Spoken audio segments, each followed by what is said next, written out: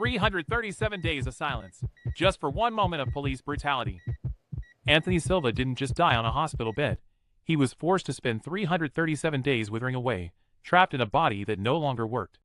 Imagine being 39 years old, high school educated, struggling with bipolar disorder, and then, in one violent second, your world goes dark.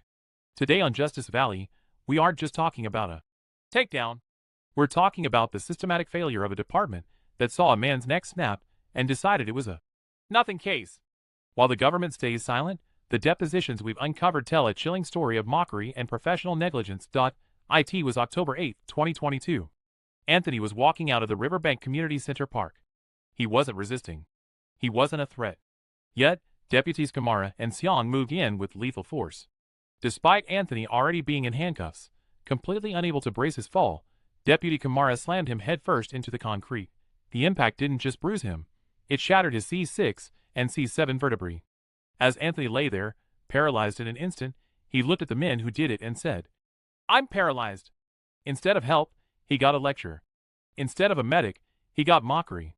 They accused a man with a broken neck of being high, refusing to believe the reality that was staring them in the face. The cruelty didn't stop at the takedown. While Anthony's life was slipping away, these deputies manhandled his limp body. They forced a man with a shattered spine into a sitting position without a single thought for neck support, a move that likely sealed his fate as a quadriplegic. Then came the ultimate betrayal. Instead of calling for a Code 3 emergency response, they put out a Code 2. They made a man who couldn't feel his own legs wait 30 minutes for an ambulance. Here at Justice Valley, we have to ask, at what point does negligence just become malice? We've looked at the sworn depositions taken by civil rights attorney Dale Gallipo. The defense strategy? Calling this an unfortunate accident. They claimed they were protecting Anthony. But under oath, the truth came out.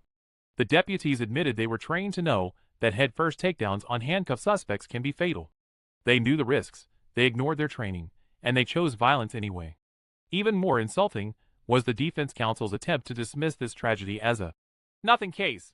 A man spent a year intubated, unable to speak, and they call it nothing. Where's the investigation? Nowhere. The Stanislaus County Sheriff's Department has had the bodycam footage for over a year. They knew from day one that Anthony's neck was broken. Yet, there has been no internal review, no discipline, and no report to the California DOJ. Why? Because Deputy Kamara has a history. In 2018, he was involved in the death of Alejandro Sanchez, another man who died from blunt force trauma while restrained. No one was punished then, so why would they start now? The government's silence is a choice. They are betting on the fact that you won't care about a semi-homeless man with a mental health crisis. But we care. Anthony Silva's mother is fighting this battle in federal court, but she needs the public to wake up. These deputies still have their badges. They still have their guns. And they are still on your streets. Check the pinned comment for contact details and let your outrage be heard. Subscribe to Justice Valley for every update on this lawsuit. Remember, freedom is scary. Deal with it.